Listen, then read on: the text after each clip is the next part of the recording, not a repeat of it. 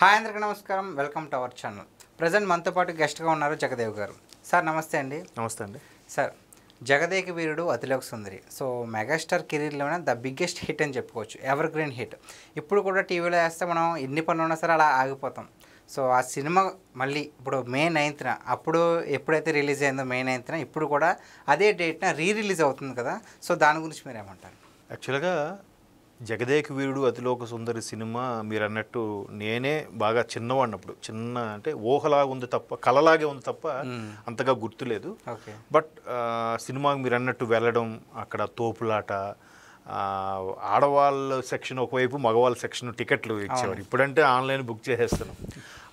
నాకు బాగా గుర్తండి, అక్కడ ఆడవాళ్ళ సెక్షన్లో గాజులు వేసుకుని ఉంటారు కదా వాళ్ళు, కౌంటర్లో చేతులు పెట్టడం వల్ల ఒకరికొకరు పగిలిపోయి గుచ్చుకొని ఆ కౌంటర్ దగ్గర నుంచి కింద వరకు రక్తపు ధారలు అనమాట. ఓకే, చిన్న అది నాకు ఇప్పటికీ గుర్తుంది. అంటే చిరంజీవి గారి క్రేజ్ ఆ స్థాయిలో ఉండేది. పైగా అప్పటికే ముసురు పట్టింది ఊరంతా, మాకు ఉత్తరాంధ్ర వైపు మాది. సో ఎస్పెషలీ ఆ టైంలో మచిలీపట్నం కృష్ణా జిల్లాకి విపరీతమైన తుఫాను, ఇటువైపు గోదావరి జిల్లాలో కూడా చాలా గ్రామాలు ముంపు గ్రామాలు అయిపోయి సుమారుగా 100కు పైగా గ్రామాలు మునిగిపోయాయి. అప్పటికే అంటే అధికారిక లెక్కల ప్రకారము 1000 మందో 900 మంది చనిపోయారు గల్లంతుతో పాటు. ఇట్లాంటి ఉపద్రవ పరిస్థితుల్లో సినిమా రిలీజు. వేసవి కాలంలో మండు టెండలు ఉండాలి, బట్ తుఫాన్ అనమాట. సో బట్ అది పెద్ద బ్యానర్ వైజయంతి మూవీస్ అంటే దత్తు గారి సినిమా. సో చాలామందికి అసలు డిస్ట్రిబ్యూటర్లకు కూడా ధైర్యం సరిపోలేదంట. అంటే ఎన్ని దేవుళ్ళు ముక్కుకున్నారో తెలియదంట. ఇట్లా ఉంది పరిస్థితి. పైగా అప్పట్లో వైజయంతి మూవీస్ అంటేనే పెద్ద బ్యానరు. పైగా అప్పట్లో చిన్న సినిమాలని అంటే మిగతా ప్రొడ్యూసర్లందరూ ఒకలాగా ఎక్స్పెండిచర్ ఉంటే, వైజయంతి మూవీస్ అంటే దీనికి రెట్టింపులో ఉంటుంది. ఇప్పుడు కూడా పెట్టుబడి పెట్టడం కానీ ఆ స్థాయిలో రాబట్టుకోవడం కూడా వాళ్ళకి తెలుసు. సో పైగా భారీ క్యాస్టింగ్, చిరంజీవి గారు శ్రీదేవి గారి కాంబినేషన్ అంటే ఇంకా నిజంగా ఆయన జగదేవీరులాగా ఉంటాడు, ఆవిడ అతిలోక సుందరికి మించి ఉంటుంది. అవును. పైగా పక్కా కమర్షియల్ డైరెక్టర్ ఎవరంటే మన రాఘవేంద్ర గారు. సరే, ఒక మైథాలజీ అంటే సోషియో ఫాంటసీ సబ్జెక్ట్, అదొక డౌట్. సరే, చిరంజీవి గారు స్టార్డమ్, అటుపక్క అతిలోక సుందరి స్టార్డమ్ ఓకే బాగుంది అనుకునేసరికి సోషియో ఫాంటసీ అంటే ఒక ఇంద్రులోకంలో ఉండే అమ్మాయి భూలోకంలోకి వస్తే ఎలా ఉంటుంది, ఇక్కడ ఉంటే ఎలా ఉంటుంది అనేది కదా కాన్సెప్ట్. దాన్ని ఎంతవరకు మెప్పించగలుగుతారు, దాన్ని జనాలు ఎంతవరకు యాక్సెప్ట్ చేయగలుగుతారు అనేది బిగ్గెస్ట్ డౌట్ అనమాట. పోనీ అన్ని కలిసి మ్యూజికల్ హిట్, ఇళయరాజా గారి మ్యూజిక్ ఓకే, దానికి తోడు చిరంజీవి గారి స్టెప్స్. ఇంకా ఆ సినిమా నుంచే నాకు బాగా ఐడియా ఉంది, ప్రభుదేవ గారు ఫస్ట్ టైం ఆ సినిమాకే చిరంజీవి గారికి కంపోజ్ చేశారని కూడా విన్నాను ఎక్కడ. అంటే అంతవరకు రాజ్ సుందరం గారే చేసేవారట. సుందరం గారు సారీ, ప్రభుదేవ గారు ఫాదర్ ఏదో ఇష్యూ, వాళ్ళ అమ్మాయికి ఏదో బాగాలేదనో వాళ్ళ మిస్సెస్ బాగాలేదని చెప్పి ఆయన వెంటనే చెన్నై ట్రైన్కి వెళ్ళిపోతే ఈయనే షూట్ చేశారన్నట్టుగా టాక్ అనమాట. అయితే అట్లాంటి సినిమా మంచి టైంలో రిలీజ్ అయితే ఇంకోలా ఉండేది. ఇప్పుడు కరెక్ట్గా వరదల టైము ఎట్లాగా ఏంటంటే ఇంకా రిలీజ్ అయ్యిందండి. రిలీజ్ అయిన అన్ని సెంటర్స్ కూడా సూపర్ హిట్ టాకు. అంటే జనాలు మెస్మరైజింగ్గా కూర్చోబెట్టగలిగారు. ఓకే, దాన్ని కూర్చోబెట్టడంతో పాటు ఆ విజువల్ ఎఫెక్ట్ కానీ అక్కడ అంతవరకు ఆ సినిమాకి ఇంకో ప్రత్యేకత ఏమిటంటే, అంతవరకు చిరంజీవి గారు అంటే ఫాస్ట్ బ్రేక్ డ్యాన్స్ అని ఇంట్రడ్యూస్ అయ్యేవి. బట్ ఆ సినిమా నుంచి చిరంజీవి గారు స్లో స్టెప్స్, ప్రియతమా అనే సాంగ్ ఉంటుంది. ఆ పాటలో శ్రీదేవి గారు యాజ్ ఏ ఫిమేల్గా ఆవిడ వయ్యారంగా వేయచ్చు, కానీ చిరంజీవి గారు కూడా అంతే ఫిమేల్కి పోటీగా అంత వయ్యారంగా వేసారేంటబ్బా అని అన్నారు. ఆడవాళ్ళు కూడా ఏం నిజంగా చిరంజీవి గారి గ్రేస్ అంటే ఆ సినిమాకి ఎన్ని అడ్వాంటేజెస్ చూడండి. సో అట్లాంటి సినిమాకి ఇది ఎఫెక్ట్ అయినా కూడా బిగ్గెస్ట్ హిట్ మీరు అన్నట్టు చిరంజీవి గారి కెరియర్లోనే ఆయన 150 పై సినిమాలు చేస్తే, అందులో ఒక వేలు మీద ఒక 5-6 చెప్పదలుచుకుంటే ఖైదీ లాంటి సినిమాలు, అందులో జగదేవ్ వీరుడు అతిలోక సుందరి ఒక సినిమా. ఓకే, సో ఆ సినిమా ఇప్పుడు చాలామంది రామ్ చరణ్ లాంటి వాళ్ళు కూడా సార్ మీరు మళ్ళీ మీ నాన్నగారు సినిమా చేయాలనుకుంటే ఏం చేస్తారు అంటే అడిగినప్పుడు, అసలు మీడియా మిత్రులు మీలాంటి మీ జర్నలిస్టులు కూడా అడిగిన సందర్భం ఏంటంటే, సార్ జగదేక వీరుడు అతిలోక సుందరి మీ చరణ్ చేస్తే ఎలా ఉంటుందని, లేదా జగదేక వీరుడు అతిలోక సుందరి సినిమాని అప్పుడు చిరంజీవి గారు చేశారు కాబట్టి ఇప్పుడు ఉన్న జనరేషన్లో ఎవరు చేస్తే బాగుంటుందని చిరంజీవి గారికే చాలామంది చాలాసార్లు అడిగారు. అంటే దానికి రామ్ చరణ్ గారు లాంటి వాళ్ళు చాలాసార్లు ఏం చెప్పారంటే ఇంకా దాన్ని ఎవరు చేయలేరు, చేసినా ఆ స్థాయిలో మెప్పించలేరు. ఓకే, అంటే నభూతో నా భవిష్యత్ అన్న అట్లాంటి పరిస్థితుల్లో ఎవరు చేయలేము అని అనుకున్నారు. బట్ ఎప్పటికైనా అది చెయ్యాలని రాఘవేంద్రరావు గారికి కూడా కోరిక. సో దాన్ని ఇంకా చేస్తారా చేయరా అని పక్కన పెడితే ఇప్పుడు దాన్ని 4K రెజల్యూషన్ ద్వారా కంప్లీట్ DTS మిక్సింగ్ చేసి 8D విత్ ఆడియో. ఇప్పుడు చూసారా మీరు యూట్యూబ్లో కూడా మీరు కొడితే 8D మ్యూజిక్ అని కొట్టారనుకోండి ఫర్ ఎగ్జాంపుల్, మనం సాంగ్స్ మామూలుగా వింటే తెలీదు, ఇయర్ ఫోన్స్ పెట్టుకొని వింటే మన చుట్టూ గది చుట్టూ తిరుగుతున్నట్టు అనిపిస్తుంది. సో అట్లాంటి 8D టెక్నాలజీతో పాటు విత్ ఫ్రేమ్, అది అవసరం అనుకుంటే 8Dలు మామూలుగా ఫ్రేమ్లో చూసుకోవచ్చు అంట, 3D కింద కన్వర్ట్ చేసి కూడా చూసుకోవచ్చు అంట. ఓకే, సో 3D గ్లాసెస్లో పెట్టుకోవడం, 3D గ్లాసెస్లో కూడా చేసేలాగా దానికి ఇప్పుడు మరలా అప్పట్లో ఎన్ని కోట్లు అయిందో తెలియదు కానీ ఇప్పుడు మరలా 7-8 కోట్లు ఖర్చు పెట్టి మరి దాన్ని ఆ విధంగా మార్చారు. సో 7-8 కోట్లు ఖర్చు పెట్టా అంటున్నారు కదా. సో రిలీజ్ అంటే మహా అయితే 1 రోజు 2 రోజులే. అవును. సో మరి ఈ 2 రోజుల్లో అంత రాబట్టుకునే ఛాన్స్ ఉందంటారా? ఈజీగా. మీకు ఎందుకు డౌట్ వచ్చింది? దానికి బెస్ట్ ఎగ్జాంపుల్ చెప్తాను మీరు అడిగిన దానికి. ఆరెంజ్ సినిమా ఉంది, అప్పట్లో జనాలు మెప్పించలేదు, దాన్ని నాగబాబు గారు చూసేటటువంటి వరకు వెళ్ళిందని ఆయనే చెప్పారు స్వయంగా. అదే సినిమా మొన్న రిలీజ్ చేశారు, ఎన్ని రోజులు ఆడిందంటే సింగిల్ డే 5 కోట్లు వచ్చింది. అవును, 5 crores. అంటే మరి ఇప్పుడు రామ్ చరణ్ ప్రజెంట్ ఉన్న జనరేషన్స్కి ఎక్కువ రిలీజ్కి వెళ్ళేది కూడా యూత్. సో మరి చిరంజీవి గారి తగ్గట్టు ఫ్యాన్స్ ఇప్పుడు వెళ్ళట్లేదు కదా రిలీజ్. సో మరి దాని గురించి అడుగుతాను. అయితే చిరంజీవి గారి ఇమేజ్ ఎలాంటిదంటే ఇప్పుడు మీరు అన్నట్టు రామ్ చరణ్ కానీ బన్నీ గారు కానీ లేదా మహేష్ బాబు, ఇప్పుడున్న జనరేషన్కి ఉన్న హీరోలకు కానీ ఇప్పుడున్న ప్రేక్షకులకు కానీ వాళ్ళందరికీ ఇన్స్పిరేషను చిరంజీవి గారు. అవును. తర్వాత అరచేతిలో స్వర్గంలాగా ఈ ఫోన్లు వచ్చేసాకండి, 80sలో మంచి మెలోడీ అంట, 90sలో మంచి మెలోడీ అంట. అరే ఏవైనా మొన్న ఒక 2 కుర్రోళ్ళు మాట్లాడుకుంటున్నారు, కాలేజీ కుర్రోళ్ళు, ఏదైనా చిరంజీవి అదృష్టవంతుడయా, ఎందుకంటే 90sలో ఏం సాంగ్స్ ఉన్నాయి మామ ఆయనకి, అన్ని నిజంగా ఆ మ్యూజిక్ డైరెక్టర్స్ అలా ఇచ్చారా లేకపోతే నేను అదృష్టం కొద్ది ఆ పాటలు వచ్చాయని మాట్లాడుకుంటున్నారు ఈ జనరేషన్ కుర్రోళ్ళు. అంటే మేబీ టెక్నాలజీ అంతా వచ్చేసిన తర్వాత.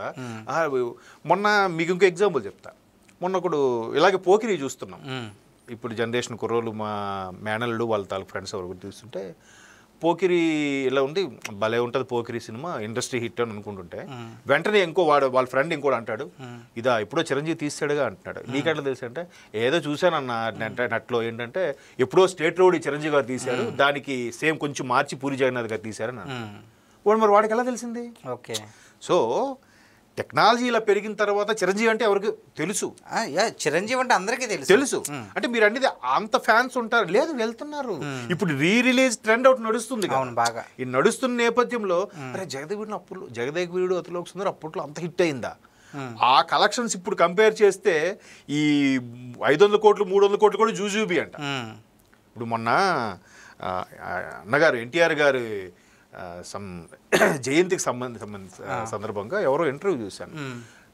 చూస్తే అందులో ఒక సీనియర్ జర్నలిస్ట్ ఏం చెప్తున్నారంటే, అడవి రాముడు సినిమా ఆ రోజుల్లో ఎన్ని కోట్లు కలెక్ట్ చేసిందో తెలియదు కానీ దాని లెక్కల ప్రకారం ఫైనాన్షియల్ క్యాలిక్యులేషన్స్ వేస్తే 3000 కోట్లు కలెక్ట్ చేసి ఉండొచ్చట సినిమా. అడవి రాముడు 3000 కోట్లు. ఇప్పుడు మన వాళ్ళు ఈ దంగలే రికార్డు 2000 కోట్లు ఏదో అంటున్నారు కదా, 3000 కోట్లు పైగా ఒక్క భాష ఈ ఇప్పుడు జనరేషన్ క్యాలిక్యులేషన్స్ ప్రకారం. బట్ అప్పుడులో అది కలెక్ట్ చేసింది మహా అయితే 20 కోట్లు 18 కోట్లు అన్నారు. అంటే ఇప్పుడు ప్రతి ఫైనాన్షియల్ క్యాలిక్యులేషన్ ప్రకారము ప్రతి వస్తువు కానీ ఏదైనా మారక విలువ కానీ ఒక 0 యాడ్ అవుద్దంట. అంటే 10 లక్షలుగా ఉన్న విలువ 20 ఏళ్ళ కిందట ఇప్పుడు దాన్ని ఒక 0 యాడ్ అయ్యిందంటే ₹1,00,00,000. సింపుల్ మీరే 0 ఏముందో అనుకుంటాం కానీ ₹1,00,00,000 ఎక్కడ 10 లక్షలే. ఆ క్యాలిక్యులేషన్స్ ప్రకారం కొన్ని ఒక 0 యాడ్ అయ్యే బంగారం భూమి లాంటివి 2 సున్నాలు కూడా యాడ్ అయిపోయాయి. 10 ఏళ్ళ కిందట భూమి వాల్యూ ఎంత ఉంది, ఇప్పుడు ఎంత ఉంది? 4 times 5 times కూడా పెరిగిపోయాయి కదా. బంగారం అంటే చెప్పక్కర్లేదు. 10 ఏళ్ళ కిందట ఎంత ఉన్న మహా అయితే అండి చెప్పండి 15,000 12,000, ఇప్పుడు 1,00,000. అది కూడా 10 గ్రాములు నేను చెప్పేది. సో అట్లాగా ఆ క్యాలిక్యులేషన్స్ ప్రకారం చూసుకుంటే జగదేక వీరుడు అతిలోక సుందరి బీభత్సమైన కలెక్షన్స్. సో ఇప్పుడు పెట్టిన ఖర్చు ఈజీగా వచ్చేస్తుంది. ఇప్పుడు ట్రెండ్ కూడా ఓహో అప్పుడులో అంత ఇదైందంటారా, ఇప్పుడు చూద్దాంరా ఏముంటుందో. ఎందుకంటే శివ సినిమా కూడా మీరు అబ్జర్వ్ చేస్తే ఓన్లీ బ్యాక్గ్రౌండ్ స్కోర్ ఉండదు. పొడిస్తే కత్తి, పడేస్తే కత్తి సౌండ్, చైన్ సౌండ్, ఓ అనే ఒక అరుపులాగా ఫైట్ చేసేటప్పుడు పెద్ద పెద్ద బ్యాక్గ్రౌండ్ స్కోర్ అవే ఉండేవి కాదు. రామ్ గోపాల్ వర్మ గారి ట్రెండ్ అక్కడ నుంచి అలా స్టార్ట్ అయింది. సో దానికి డిటిఎస్ మిక్స్ చేసి కూడా ప్లాన్ చేశారు సంథింగ్. అంటే చిన్న కత్తి పడిన సౌండ్ కూడా ఆ రోజుల్లో ఇళయరాజా గారు అది క్యాప్చర్ చేసి పెట్టారంట. అది సినిమాకి హైలైట్. మేబీ వర్మ గారు అలా రాబట్టుకున్నారేమో. సో దానికి అలాంటి వాటికి డీటెయిల్స్ పెడితే ఎలా ఉంటుంది? టంగ్ మన ఎక్కడో కత్తి మన వెనక ఎక్కడో పడినట్టు ఉంటుంది. సో అలాంటి వాటికి జగదేక్ వీరుడు సుందర్ కూడా ఆయన హిమాలయాలకు వెళ్ళడము, ఆ జై చిరంజీవ సాంగ్, తర్వాత అందాలలో ఒక పాట ఆవిడ హిమాలయాలకు వచ్చినప్పుడు కానీ, ఇదంతా కూడా బొర్రా కేవ్స్ వాటిలో తీశారు. అరకు బొర్రా కేవ్స్లో. అంటే మా ఉత్తరాంధ్ర వైజాగ్ వైపు ఇది కథలుగా చెప్పుకున్నారు. చిరంజీవి గారు వచ్చారంట, శ్రీదేవి గారు వచ్చారంట అన్నిటికీ పేపర్లో కూడా వేసేవాడు అనమాట. సో అట్లాంటిది అందరికీ తెలుసు కాబట్టి, పైగా చిరంజీవి గారి లెగసీ మెయింటైన్ చేయడానికి రామ్ చరణ్ గారు కూడా ఉన్నారు కాబట్టి, చిరంజీవి గారి జనరేషన్ తెలియకపోయినా మీరు అన్నట్టు రామ్ చరణ్ వాళ్ళ డాడీ అంట కదా, అప్పుడులో భలే కాదు సార్. ప్రతి ఒక్కరికి ప్రజెంట్ ఇప్పుడున్న నాకు తెలిసి ఒక 10 ఏళ్ళ కుర్ర నుంచి కూడా చిరంజీవి అంటే తెలుసు. నేను చెప్పేది ఏంటంటే, సో ఇప్పుడున్న వాళ్ళంతా కూడా ఈ జనరేషన్ కంటే రామ్ చరణ్ మీరు అన్నట్టుగా బన్నీ వీళ్ళకి కనెక్ట్ అయ్యారు కదా. సో ఆ కనెక్షన్ మిస్ అవుద్దా, మ్యాచ్ అవుద్దా లేదా నేను ఒకసారి ఎలా ఉందని కూడా చూడడానికి వెళ్తారు కదా. అవును, ఎందుకంటే రాఘవేంద్రరావు గారు కూడా ఎప్పుడు తెర మీద మాట్లాడని వ్యక్తి సౌందర్య లహరి అనే ప్రోగ్రాం ద్వారా ఆయన ఓపెన్ అయ్యారు. అవును. సో అలాంటి ప్రోగ్రామ్స్ చేయడం వల్ల యంగ్ జనరేషన్ డైరెక్టర్స్ కూడా ఇక్కడ ఈ కాన్సెప్ట్ ఇలా చేయొచ్చా, దీన్ని ఇలా తీయొచ్చా. ఎందుకంటే ఆయన అడవి దొంగ అనే సినిమా చిరంజీవి గారు చేసేటప్పుడు అంట అడవి మనిషికి ఆప్యాయతలు, భాష రాదు, ఏమీ తెలీదు, తల్లి బిడ్డ అని తెలియదు. అలాంటి వాడికి కన్వే చేయడం ఎలా అని చెప్పి ముందు చెప్పారంట. ఏనుగు సీన్ ఒకటి. Yes, exactly. రేపు నేను వస్తాను, దీని మీద నాకు ఎవరు చెప్తే మీకు 100 రూపాయలు, ఎవరు చెప్తే వాళ్ళకి 100 రూపాయలు ఇస్తాను చెప్పాడు. ఆ రోజుల్లో 100 రూపాయలు చాలా ఎక్కువ. అవును.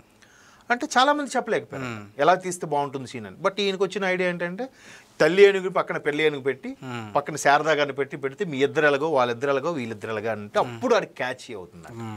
అంటే అట్లాంటి దిగ్గజ దర్శకుల నుంచి నెక్స్ట్ జనరేషన్ దర్శకులు నేర్చుకోవాల్సింది ఏంటి అని కూడా ఉండొచ్చు. అవును. సరే, అప్పుడులో గ్రాఫిక్స్ ఇంత లేని రోజుల్లో టెక్నాలజీ పరంగా ఎంత బాగా తీశారు అనేది కూడా ఇప్పుడు జనరేషన్ తెలుసుకుంటున్నారు, వెళ్తున్నారు. ఆ యాంగ్జైటీతో కూడా సినిమా చూడొచ్చు. పైగా చిరంజీవి గారు ఇచ్చే హైప్ కూడా ఉంటుంది కదా. ఇప్పుడు దురదృష్టవశాత్తు శ్రీదేవి గారు లేరు, కానీ మేబీ ఆవిడ కూడా వచ్చేవారేమో రేపు ప్రమోషన్స్లో భాగంగా. సో మొత్తం మీద జగదేక్ వీరుడు అతిలోక సుందరి సినిమా మీరు అన్నట్టు ఒక ట్రెండ్ సెటర్. చిరంజీవి గారి కెరీర్లోనే టాప్ 10 బిగ్ హిట్స్ ఉంటే అందులో ఇది ఒకటి ఉంటుంది. ఎప్పటికీ ఉంటుంది, ఎప్పటికీ ఉంటుంది. సో ఇంకొకటి కూడా విన్నాను, అప్పట్లో మార్నింగ్ షో అంటే మే 9th మార్నింగ్ షో టికెట్ 6 రూపాయలు. సో మ్యాట్నీ షో వచ్చేసరికి 250 రూపాయలు అయిపోయింది. అంటే దాదాపుగా 30 రెట్లు ఎక్కువ అయిపోయింది. సో ఎలాగంటే అసలు అంత క్రేజ్ కానీ అప్పట్లో ఈ బ్లాక్ టికెట్లు, ఈ పిచ్చి ఇది ఎక్కువ ఉండేది. అంటే అవన్నీ పక్కన పెట్టినా కూడా నాకు తెలిసి the one and only entertainment cinema. Yes కదండి. ఇప్పుడంటే ఫోను లేకపోతే ఇంకేదో కూడా టీవీ ఉన్నా జస్ట్ చిత్రలహరి ఆడు మహానుభావుడు బీడేటోడు అనొచ్చు అనకూడదు తెలియదు, కానీ శుక్రవారం ఒక్కరోజు ఇస్తే అది 7 గంటలకు ఆ ప్రోగ్రామ్ స్టార్ట్ అంటే 7:15 వరకు యాడ్స్ ఇచ్చి ఒక 4-5 పాత పాటలు ఇచ్చి మధ్యలో ఒక కొత్త పాట ఇచ్చేవాడు. అంటే అప్పుడే రిలీజ్ అయిన అది అబ్బా చాలా అబ్బరం అయిపోయి చూసేవాళ్ళం మేము. అంటే అలాంటిది ఇప్పుడు కనీసం సప్తగిరి ఛానల్ నాకు తెలిసి చూస్తారు లేదు, నాకు తెలియదు కూడా ఛానల్ వైపే వెళ్ళట్లేదు. ఇవాళ ఇంకోటి నెట్లు, యూట్యూబ్, ఓటీటీలు వచ్చేసాక సినిమా కూడా ఏముందిలే, ఈవెన్ సీరియల్స్ కూడా ఓటీటీ స్ట్రీమ్ చేసి చూసుకుంటున్నారు కదా. కాబట్టి అవన్నీ పక్కన పెడితే అప్పుడు ఓన్లీ సినిమా ఎంటర్టైన్మెంట్ కాబట్టి సినిమా అది కూడా ఎలాగా మా సీనియర్స్ ఊర్లలో పెద్దవాళ్ళు చిన్నవాళ్ళు కలిసి ఆడుకుంటాం కదా. పెద్దవాళ్ళు కూడా కుర్రోళ్ళు ఎలా ఉండేవారంటే లుంగిలతోనే ఉండేవారు తెలుసా అండి. కాలేజ్ చదువుకున్న స్టూడెంట్స్ కూడా లుంగిలతో ఉండేవారు. ఇప్పుడు ఎవరైనా లుంగి కడుతున్నాడా? లేదు. పైగా వాళ్ళు ఎలా చెప్పుకున్నారంటే రాయ్ వేరే వాడు స్టోరీ చెప్పకముందు నేను చూసేయాలరా, బాస్ సినిమా వచ్చిందే చూసేయాలరా నేను. బాస్ చిరంజీవి గారు అని అనేవారు కాదు, బాస్ సినిమా. మరి బాస్ సినిమా వచ్చిందే, బొమ్మ అదిరిపోయిందంట, మీరు ఎవడో పొరపాటు చూసినా అరే స్టోరీ చెప్పదురా నేను చూసేవారు. అంటే హత్తురు ఎవరు నేను ముందు చూసానరా కాలర్ ఎగరేసేవాడు అనమాట, వీడు ముందు చూసేయాలి. సో అలాంటి తాపత్రయంలో మార్నింగ్ షో లేదంటే అంటే రిలీజ్లో చూసేయాలండి. 4 షోలో ముందు బెనిఫిట్ షో అని వేసేవారు ఫ్యాన్స్ కోసం. అది ఒక్కొక్కసారి బాక్స్ లేట్ అయింది అనుకోండి, అప్పుడని బాక్సుల సిస్టమ్ కదా, ఆ లారీయో లేదా బస్సో ఏదైనా చిన్న యాక్సిడెంట్ ఏదైనా లేట్ అయితే ఇంకా మార్నింగ్ షో బెనిఫిట్ షో పడాల్సిందే, లేట్ అయ్యేది. నాకు అంతందుకు నేను కొంచెం చదువుకునే రోజుల్లో ఖుషీ సినిమాకి అలాగే బాక్స్ లేట్ అయితే బెనిఫిట్ షోనే 1 గంటకి వేసాడు. ఆ లెక్క చూస్తే మార్నింగ్ షో ఎన్ని గంటలకు వేయాలి, 4 గంటలకు వేసాడు మార్నింగ్ షో.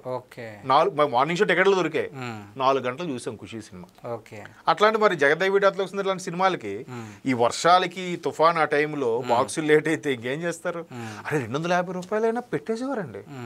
సైకిల్ మీద వచ్చేవారు పల్లెటూరు నుంచి, టికెట్ ఎక్కువ రేట్ అమ్మితే ఇవ్వడం బ్లాక్లో, ఆ సైకిల్ తాకట్టు పెట్టి వెళ్ళిపోయేవాళ్ళు తెలుసా అండి. సైకిల్ తాకట్టు నేను చూశాను.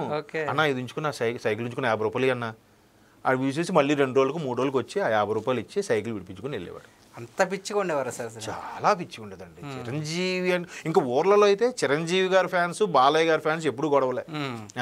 చిరంజీవి గారు కటౌట్ ఎంత పెట్టారంటే బాలయ్య గారిది ఎంత, నెక్స్ట్ చిరంజీవి గారి సినిమాతో మళ్ళీ ఒక్కొక్క అడుగు పెంచుకుంటూ వెళ్ళిపోయేవారు. ఆ పైకి వెళ్ళిపోయి పాలాభిషేకాలు. ఈ ఒక్కొక్కసారి చిరంజీవి గారి సినిమా రిలీజ్ అయితే స్కూల్ పిల్లలకి బిస్కెట్లు చాక్లెట్లు పంచడం. ఒకసారి చిన్న గుర్తండి నాకు, ఘరానా 3 సినిమా ఏదో అనుకుంటా, ఎట్లాగే వెళ్ళి కూర్చున్నాము నేను మా సిస్టరు. 10 పైసల కాయిన్లు ఉండి ఒకటి పెద్ద, అవి కొత్తవి తీసుకొచ్చి ఆయన రాగానే కనబడగానే ఇసిరేవారు. ఒక్కొక్కసారి తప్పని తగులుకుండేవి, అవి కింద పడేవి, అందరూ ఏరుకునే వాళ్ళు. ఆ 10 పైసలు దొరికినా ఏదో బయట కొట్టి చాక్లెట్ కొనుక్కోవచ్చు కదా. బెలూన్స్ ఎగరేసేవారు, కాగితాలు చింపి ఎగరేసేవారు. అంటే ఆ వేరు. ఆ థియేటర్లో చూసి చాలామంది ఈ మధ్యకాలం మీరు చూడండి కొన్ని సినిమాలు, అరే నువ్వు బాగుందని చెప్పావు, నేను ఓటీటీలో చూసా నాకేం అనిపించలేదంటే అది థియేటర్ ఎక్స్పీరియన్స్ మామ. థియేటర్లో చూస్తే ఒకలా ఉంటుంది, ఇంట్లో చూస్తే ఒకలా ఉంటుంది అంటే కరెక్టే అది. ఇప్పుడు కొన్నిసార్లు కొన్ని సన్నివేశాలకి మనకు నవ్వు రాదు ఒక్కరంగా చూస్తే, అదే పక్కన ఎవడైనా నవ్వాడు అనుకోండి మనకు కూడా చిన్న స్మైల్ వస్తుంది. అదే పిన్ డ్రాప్ సైలెంట్గా ఉన్న థియేటర్లో ఒక్కసారి చిన్న సీన్ పడింది అనుకో, బా ఏముందరా అని చెప్పి చప్పట్లు కొట్టేస్తారు. మనకు తెలియకుండా మనం కూడా చప్పట్లు కొడతాం. సో మింగ్లింగ్ అది ఉండాలి. సో థియేటర్ ఎక్స్పీరియన్స్ వేరు, ఇన్ హౌస్ ఎక్స్పీరియన్స్ వేరు. సో ఖచ్చితంగా చిరంజీవి గారి సినిమా కాబట్టి వాళ్ళు పెట్టిన ఖర్చు దానికి రెట్టింపే వచ్చేస్తుంది. ఇప్పుడు కూడా ఇంకా శాటిలైట్ రైట్స్ ఓటీటీ రైట్స్ కూడా అమ్ముకోవచ్చు, ఎందుకంటే ప్రొడ్యూసర్కి ఆ రైట్స్ ఉంటాయి. ఒకప్పుడు ఎలా ఉండేదంటే శాటిలైట్ రైట్స్కి ఎవరు కొనుక్కుంటే వాళ్ళ దగ్గరే ఉండేవి. తర్వాత ట్రెండ్ మార్చారు ప్రొడ్యూసర్స్ కూడా. ఎవరైనా శాటిలైట్ రైట్స్ ఏదైనా ఛానల్ కొనుక్కుందనుకోండి, అది 10 ఏళ్ళ వరకే వాళ్ళకి. 10 ఏళ్ళ తర్వాత మళ్ళీ వారు ఎవరికైనా అమ్ముకోవచ్చు, లేదా వాళ్ళే కంటిన్యూ చేయాలన్నా మళ్ళీ వాళ్ళు పే చేయాలి, డీడ్ చేసుకోవాల్సి ఉంటుంది. జగదేవి అతిలోక్ సుందరి మీరు చూడండి అలాగా ఈ జనరేషన్ కూడా ఎలాగ వెళ్తారు. అదే thank you so much sir. Thank you. మాకు తెలియని ఎన్నో విషయాలని మాకు తెలియజేసినందుకు థ్యాంక్స్.